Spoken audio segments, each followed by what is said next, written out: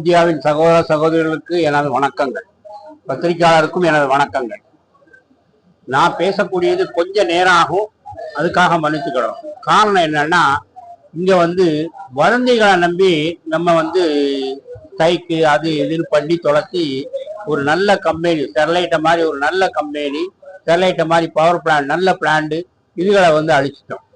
ஏன்னா இயற்கையுடைய அமைப்பே என்னன்னா, காற்று வேண்டாம் அப்படின்னு சொல்ல முடியாது, சூரியன் வேண்டாம்னு சொல்ல முடியாது, தண்ணி வேண்டாம், வெள்ளம் வேண்டாம்னு சொல்ல முடியாது, மழை வேண்டாம்னு சொல்ல முடியாது. இதே மாதிரி தொழிலும் வேண்டாம்னு நம்ம நிச்சயமா சொல்லக்கூடாது, சொல்ல முடியாதுன்னு இல்லை, சொல்லக்கூடாது. ஆனா இன்னைக்கு மத்திய சர்க்காரோ அல்லது மாநில சர்க்காரோ எல்லாமே என்ன பண்ணுதுன்னா, நிறைய தொழிற்சாலைகளை கொண்டு வரதான் பாக்குது. காரணம் என்னன்னா, தொழில் இருந்தா தான் மக்களுடைய வாழ்க்கை தரம் உயரும் அப்படிங்கிறது ஒண்ணு. ரெண்டாவது இந்த கம்பெனியை வச்சு கேன்சர் வருது அப்படின்னாங்க. ஆனா அப்படி ஒரு குரூப் இதுவரைக்கும் யாருமே காட்டுது கிடையாது. ஒண்ணு என்ன, ஆனா சிகரெட்ல பாக்கெட்ல எழுதியிருக்கு, குடிச்சாது உடம்புக்கு நல்லா இருக்காது அப்படின்னு, கேன்சர் வரும்னு எழுதியிருக்கு. அப்பவும் கூட நம்ம பிள்ளைங்களையோ அல்லது அப்பாவையோ அல்லது மாமாவையோ சித்தப்பாவையோ நம்மளால அதை நிப்பாட்ட முடியல. அப்போ கேன்சரை நம்ம தான் உருவாக்குறோம், கம்பெனி உருவாக்கல. ரெண்டாவது, குழந்தை இல்லைனாங்க. இந்தியாவில் மெட்டல் கம்பெனியே 7 அப்படிங்கிற அளவுக்கு தான் இருக்கு. ஆனா சைனாவில் கிட்டத்தட்ட 16 கம்பெனியும் 17 கம்பெனியும் மெட்டல் கம்பெனியே இருக்கு.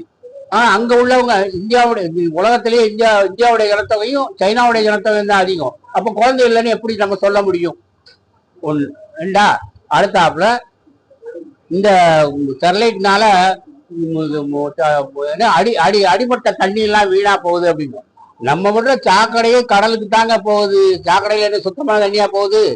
இத மாதிரி சில அதாவது இயற்கையுடைய அமைப்பே என்னதுன்னா, ஒரு நல்லதுன்னு இருந்தா ஒரு கெட்டது, ஒரு கடவுள்னு இருந்தாருன்னா ஒரு பூதம்னு ஒண்ணு இருக்கு, ஒரு நல்லதுன்னு இருந்தா ஒரு கெட்டதுன்னு கண்டிப்பா இருக்கத்தான் செய்யும். அதை நம்ம ஆதாரபூர்வமா எடுத்துக்காட்டி இதை செய்யக்கூடாதுன்னு சொல்லலாம்.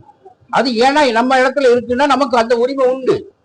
இதனால எத்தனை மக்கள் இன்னைக்கு கிட்டத்தட்ட 10,000 பேர் தொழில் செய்யற, லாரி தொழில் செய்யறவங்க, மண்ணு வெட்டுறவங்க, இப்படி தொழில் செய்யற அத்தனை பேரும் வேலை இல்லாம வீணாகி இன்னைக்கு empty mind is devilish workshop. இதை ஞாபகம் வச்சுக்கோங்க. சும்மா உட்காந்துக்கிட்டு இருக்கவன் கெட்டதா தான் செய்வான். ஏன்னா அதனால நீங்க இந்த தொழில், இந்த ஸ்டெர்லைட் ஆலையும் இந்த பவர் பிளான்டையும் திறந்து, ஏன்னா இது மட்டும் இல்ல, நான் என் பேர் வரராஜன், தெற்கு வீரவாண்டியாரம்.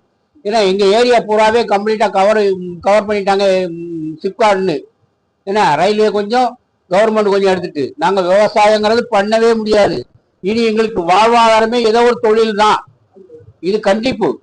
ஏன்னா நீங்க வேணாம், நாங்க மக்கள்கிட்ட எங்க மக்கள்கிட்டையும் சொல்லிட்டோம், நீங்க இந்த கம்பெனியை திறக்கல அப்படின்னு வச்சுக்கொடுங்க, இந்த 2 Sterlite copper plant and Sterlite power plant, இந்த 2ஐயும் திறக்கலன்னா நான் எங்களால் முடிஞ்ச அளவு ஆர்ப்பாட்டம் செய்ய வேண்டிய நிலைமை உண்டு அப்படிங்கிறத எனக்கு முன்னால் பேசிய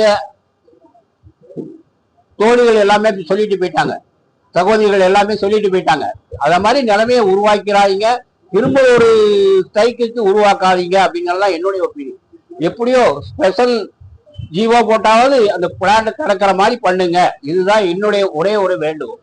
எத்தனை தொழிலாளர், 10,000 தொழிலாளர் இருக்காங்க. இது வரைக்கும் நீங்க எத்தனை தொழிலாளருக்கு வேலை கொடுத்துருக்கீங்க? மத்திய அரசா இருக்கட்டும், மாநில அரசா இருக்கட்டும். இதனுடைய விளைவு 26 எலெக்ஷன்ல கண்டிப்பா தெரியும், அதை ஞாபகம் வச்சுக்கோங்க. எல்லாருக்குமே கண்டிப்பா ஒரு ஸ்பெஷல் ஜியோ போட்டாவது இதை திறக்க வைங்க. இதுல அடிபட்டவங்களும் வந்திருக்காங்க, மீனவ நண்பர்களும் வந்திருக்காங்க, லாரி ஓனர்களும் வந்திருக்காங்க, லாரி தொழிலாளிகளும் வந்திருக்காங்க. ஆக கவனிச்சுக்கோங்க, வாழ்க்கையில தொழில்ங்கிறது அவசியமானது. இது வள்ளுவர்ல இருந்து பாரதி வரைக்கும் இதைத்தான் சொல்லியிருக்காருங்க, கேட்டுக்கோங்க. எங்களுக்கு விவசாயங்கிறது இப்ப இல்லவே இல்லை. தெற்குவரண்டியாரம்னா தூத்துக்குடி டிஸ்ட்ரிக்ட்ல ஆல்மோஸ்ட் குலசேகரப்பட்டினம் போயிட்டு ராக்கெட் தாத்துக்கு, ஏன்னா எங்க ஏரியாவில் கார் கம்பெனி, பர்னிச்சர் பார்க்கு, தோல் தூச்சின்னு வந்துட்டு இனிமே வந்துகிட்டே இருக்கும். இத மாதிரி பெரிய பெரிய ஃபேக்டரி இருந்தா தான், இல்லைன்னா 2 ரூபாய்க்கு 3 ரூபாய்க்கு அடிமைத்தனமா வேலை பார்க்க வேண்டியிருக்கும். பெரிய ஃபேக்டரியை கொண்டு வாங்க. வாழ்க வளமுடன். இது